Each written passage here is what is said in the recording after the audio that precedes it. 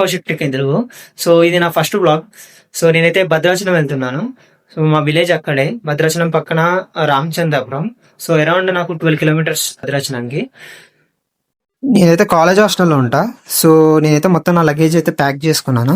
So కంప్లీట్గా నేను college హాస్టల్లో ఉంటా కాబట్టి మొత్తం చదువుకొని అలాగే నా యూట్యూబ్ ఎక్విప్మెంట్స్ మైక్ కానివ్వండి, స్టాండ్ కానివ్వండి, ట్రైపాడ్ కానివ్వండి, సో మొత్తం బ్యాగులో అయితే ప్యాక్ చేసుకున్నాను. ఇక టైం అయింది. సో ట్రైన్ టైం అయిపోయింది నాకు. సో ఇప్పుడు స్టార్ట్ అవుతానే నేను ట్రైన్ టైంకి అయితే నేను రీచ్ అవ్వగలను. సో నాకు తెలిసి అరౌండ్ 8 అవుతుంది, 8 అవుతుంది. సో ఇప్పుడైతే బయలుదేరుతున్నాను. సో ఇంకో దరిద్రం ఏంటంటే నాకు ర్యాపిడో బుక్ కావట్లే. సో అందుకే నేను కొంచెం తొందరగా పోవాల్సి వస్తుంది. ర్యాపిడో బుక్ అయితే 9:30 అట్లయితే వెళ్ళేటోండి. సో నాకు దరిద్రం ఏంటంటే ఈ కాలేజ్లో అయితే నైట్ టైం అయితే ర్యాపిడో అయితే బుక్ కాదు. ఇప్పుడైతే మళ్ళీ నేను ఒక 3 కిలోమీటర్స్ మెయిన్ రోడ్కి నడిచి బస్ స్టాప్కి వెళ్ళాలి. సో బస్ స్టాప్ నుంచి డైరెక్ట్గా ఉప్పల్ అయితే ఉంటుంది నాకు బస్సు. ఉప్పల్ నుంచి మళ్ళీ అఫ్సిగూడ వెళ్ళి అఫ్సిగూడలో మళ్ళీ అప్పుడు నాకు డైరెక్ట్గా చెర్లపల్లికి అయితే నాకు డైరెక్ట్గా బస్సు అయితే అక్కడ ఉంటుంది నాకు. సో నేను 3 బస్సులు చేంజ్ చేయాలి. సో అప్పుడైతే నేను వెళ్ళాలి. ఇంత కొంచెం రిస్కీ నాకు ఇక్కడ నుంచి ఇది హాస్టల్ నుంచి పోవడం. ఎప్పుడు చూడు ఈ హైదరాబాద్లో అయితే ఎప్పుడు ఈ ట్రాఫిక్ అయితే ఘోరం ఉంటుంది. నైట్ టైం అయినా కూడా మొత్తం ట్రాఫిక్ ఎక్కడ పడితే అక్కడ ఉంది. సో నేను స్టేషన్కి రీచ్ కావడానికి ఆల్మోస్ట్ నాకు ఎప్పుడు పోయినా కానీ 1.5 అవర్లో అయితే అయిపోయేది స్టేషన్కి రీచ్ కావడానికి. ఇప్పుడు మాత్రం నాకు 2.5 అవర్స్ అయితే పట్టింది. ఇంకా నేనైతే స్టేషన్కి అయితే రీచ్ కాలే. సో మొత్తం ఈ యొక్క ట్రాఫిక్ వల్లనే. సో ఎప్పుడు పడితే అక్కడ సిగ్నల్స్ అయితే ఆపేస్తున్నారు. చాలాసేపు అయితే ట్రాఫిక్లో కుస్తీ పడి నేనైతే రైల్వే స్టేషన్కి అయితే రీచ్ అయ్యా. సో నాకు ఆల్మోస్ట్ 2.5 అవర్స్ పట్టింది. నార్మల్గా అయితే నాకు 1 అవర్ అయితే పట్టేస్తుంది, కానీ 2.5 అవర్స్ అయితే పట్టింది. సో ఎయిర్పోర్ట్ అయితే యొక్క బీజేపీ అయితే గవర్నమెంట్ అయితే మంచిగా కట్టింది. నాకైతే లోపల రాగానే నాకైతే ఎయిర్పోర్ట్కి వచ్చిన ఫీలింగ్ అయితే కలిగింది. అలాగే వీళ్ళు సికింద్రాబాద్కి కూడా కట్టబోతున్నారు అతి తొందరలో. సో మరి సికింద్రాబాద్లో మెయిన్ స్టేషన్ అది. సో ఎలా కడతారో మనం ఫ్యూచర్లో అయితే చూడవచ్చు.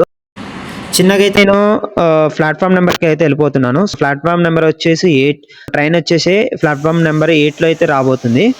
చాలాసేపు ట్రాఫిక్లో అయితే కుస్తీ పడినా కానీ ప్లాట్ఫామ్ నెంబర్కి అయితే ట్రైన్ అయితే ముందుగానే వచ్చింది. ప్రతిసారి మనకి 11కి వచ్చే train. So half an hour అయితే ముందర వచ్చింది ప్లాట్ఫామ్ నెంబర్కి. ఇవాళ అయితే నాకు చాలా లక్ అంటే లక్ అనుకోవచ్చు. సో మనమైతే కొత్తగూడెంలో అయితే దిగాలి. సో మనం దాన్ని భద్రాచలం రోడ్ అని అంటాం మనం. నేను నా సీట్లో అయితే నేను కూర్చున్నాను. సో నాకైతే కొంచెం రిలీఫ్గా అనిపించింది సీట్లో కూర్చునేసరికి. ట్రైన్ కూడా స్టార్ట్ అయింది. సో నాకు అరౌండ్ 1 అవర్ లేట్గా అయిపోయింది ట్రైన్ స్టార్ట్ కావడానికి. నాకు ఆల్మోస్ట్ 11:45కి స్టార్ట్ కావాల్సిన ట్రైను నాకు 1 అవర్ లేట్ అయింది. 12:30కి స్టార్ట్ అయింది అనుకుంటా ట్రైన్ ఆల్మోస్ట్. మీరు ఎవరైనా భద్రాచలం వెళ్ళాలనుకుంటే మాత్రం కొంచెం నైట్ టైం ప్రిఫర్ చేయండి. సాయంత్రం కూడా ట్రైన్ ఉంటుంది, కానీ మీకు నైట్ 11-12 అవుతుంది. ఒక్కొక్కసారి కాచిగూడలో లేట్ అయింది అనుకోండి, నైట్ 2 అవుతుంది మీకు. సో కొంచెం దాన్ని దృష్టిలో పెట్టుకొని నైట్ అయితే ఎక్కండి. నైట్ ఎక్కిరు అనుకోండి మీరు పొద్దుగాల 6లోగా మీరు రీచ్ కావచ్చు. సో కొంచెం పొద్దున లేచేసరికి మీకు కొంచెం రిలాక్స్గా ఉంటుంది. పొద్దున లేచాను, టైం కూడా తొందరగా ట్రైన్ తీసుకొచ్చింది. సో నాకు 4:30లోగా నేనైతే దిగాను. నా లక్ ఏంటంటే రాగానే నాకు మణుగూరుకి అయితే బస్ అయితే దొరికింది. ఫైనల్గా నేనైతే ఇంటికి రీచ్ అయిపోయా.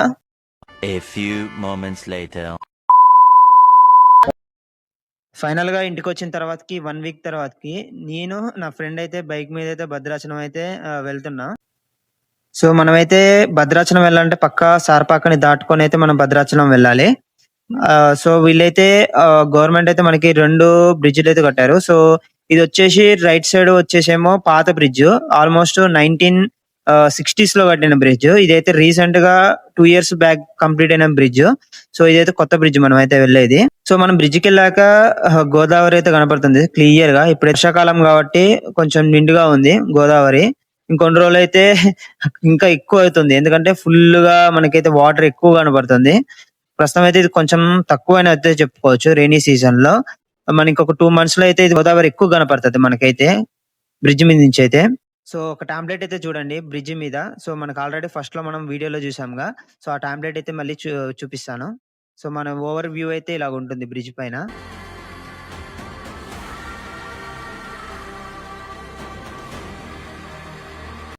సో నేనైతే మొక్కు తీర్చుకోవాలి కాబట్టి మనం డైరెక్ట్ గా గుండ్లు తీసే దగ్గరికి అయితే మనం అయితే వెళ్ళాలి. సో, మనం అక్కడికెళ్ళాలంటే మనకి డైరెక్ట్ బ్రిడ్జ్ దిగంగానే రైట్ సైడ్ అయితే మనకి డైరెక్ట్ కరకట్ట పోయే రూట్ అయితే ఉంటుంది. బ్యాడ్ లక్ ఏంటిదంటే కరకట్టకు పోయే రూట్ గూడా క్లోజ్ జేశారు. అరే ఎట్లించి కింద లేదా క్లోజ్ చేసిరుగా. ఎట్లా మరి వెళ్ళొచ్చు ఇట్లా అనుకుంటా. కింద కింద నుంచి పోనీ ఇక. లేదు లేదు క్లోజ్ చేసి. కింద నుంచి కూడా వెళ్ళొచ్చా? అదే కింద నుంచి వెళ్ళాను రా అంటాను కింద నుంచి వెళ్ళొచ్చు. మనకైతే డైరెక్ట్‌గా ఇంకొక రూట్ ఉంటుంది. సో, కరకట్ట మధ్యలో ఇంకొక రూట్ అయితే మనకు కలుగుతుంది. అలాగ మనకి 4 రూట్స్ అయితే ఉంటాయి. సో, అలా మనమైతే పైకి వెళ్ళొచ్చు. సో, నేను నా ఫ్రెండ్ అయితే కొంచెం ముందరకు పోయాకైతే మనకైతే ఇంకో రూట్ ఉంటుంది కాబట్టి, ఆ రూట్ నుంచి అయితే వెళ్దామని అయితే ప్లాన్ వేసుకున్నాం.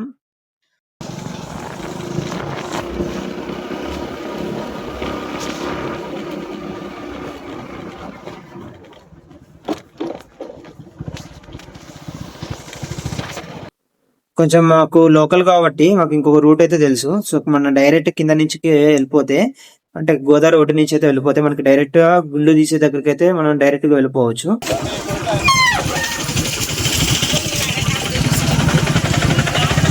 ఇక్కడ నుంచి మనకైతే వాకబుల్ డిస్టెన్స్‌లోనైతే మనమైతే ఈ యొక్క గోపురం దగ్గరికైతే వెళ్ళొచ్చు. సో, ఇక్కడైతే మనకి ముందల చూపిస్తున్న ఈ యొక్క బ్లాకే మనకైతే ఇక్కడ మొక్కు తీర్చుకుంటాం. సో, ఇక్కడే మనకి గుండ్లయితే చేస్తారు. సో, ఇది మనకైతే వాకబుల్ డిస్టెన్స్‌లోనే ఉంటుంది. ఆ రూట్ నుంచైతే. ఫైనల్‌గా 3 ఇయర్స్ నుంచి అనుకుంటున్న మొక్కయితే ఇప్పుడైతే తీర్చేసుకున్నాను. సో, నేను 3 ఇయర్స్ ముందల మొక్కుకున్న మొక్కు. సో, అప్పుడు తీసుకోవాల్సింది. కానీ బై మిస్టేక్‌లా నేను కొంచెం టైం దొరక్క ఇప్పుడైతే తీపిచ్చుకున్నాను. సో, ఇప్పటికి నాకు చాలా టైం అయిపోయింది. సో, నేను చిన్నగా ఇక టెంపుల్‌కైతే ఎళ్తున్నాను. మనకి 12 తర్వాతకి మళ్ళీ టెంపుల్‌నయితే మనకైతే ఆహ్, చూపించరు. సో, ఇప్పుడైతే నేను దర్శనానికి టైం అయింది కాబట్టి నేనైతే తొందరగా వెళ్ళిపోతున్నాను. సో, నేనైతే టెంపుల్ అయితే మనకి ఇలా ఉంటుంది బయట. గుడి లోపల మొత్తం నేనైతే వ్యూ చూపిద్దాం అనుకున్నాను గానీ సమ్ సెక్యూరిటీ రీజన్స్ వల్ల మనకి భద్రాచలంలో ఎప్పుడు మనకైతే మొబైల్ గానీ కెమెరా గానీ మనకైతే లోపలికి ఎలౌ చేయరు. సో, సమ్ సెక్యూరిటీ రీజన్స్ వల్ల. సో, అందుకే మనకైతే మొత్తం చూపించలేకపోయాను. సో, మనమైతే ఓన్లీ బయట వ్యూనైతే చూడగలం భద్రాచలం. సో, లోపలైతే మనకి కెమెరా గానీ, ల్యాప్‌టాప్ గానీ, అలాగే మొబైల్స్‌నైతే వాళ్ళైతే ఎలౌ చేయరు. సో, మనమైతే దర్శనం చేసుకున్న తర్వాతకే మనమైతే బయటికి రాగలం.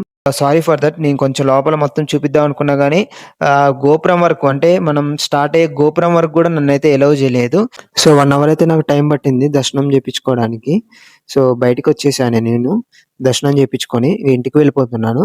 ఇంతవరకైతే వీడియో ఇదే గైస్. సో, మీకైతే నచ్చినట్లయితే లైక్ అండ్ సబ్స్క్రైబ్ చేసుకోండి. ఇంకా మంచిగా తీద్దాం అనుకున్నా గానీ నాకాడైతే అంత మంచి ఎక్విప్‌మెంట్స్ లేదు. సో, నేను రికార్డ్ జేసి దాన్ని మళ్ళా వాయిస్ ఓవర్ ఇవ్వడానికి అయితే నాకు కొంచెం ఇబ్బంది కలుగుతుంది. కొంచెం అలాగే మీకు గూడా డిస్టర్బెన్స్ అనిపిస్తా ఉంటది. సో, మీరు లైవ్‌లో నేను అన్నీ చెప్తా ఉంటేనే మంచిగా అనిపిస్తది. కానీ నాకు ఆ ఎక్విప్‌మెంట్స్ లేవు కాబట్టి నేను అన్నయితే మంచిగా ఈసారి మళ్ళీ భద్రాచలం వెళ్ళాక మొత్తం వ్యూ మొత్తం చూపిస్తా. భద్రాచలం ఎలాగుంటుందో మొత్తం అయితే కంప్లీట్‌గా అయితే నెక్స్ట్ వ్లాగ్‌లో అయితే చూపిస్తాను.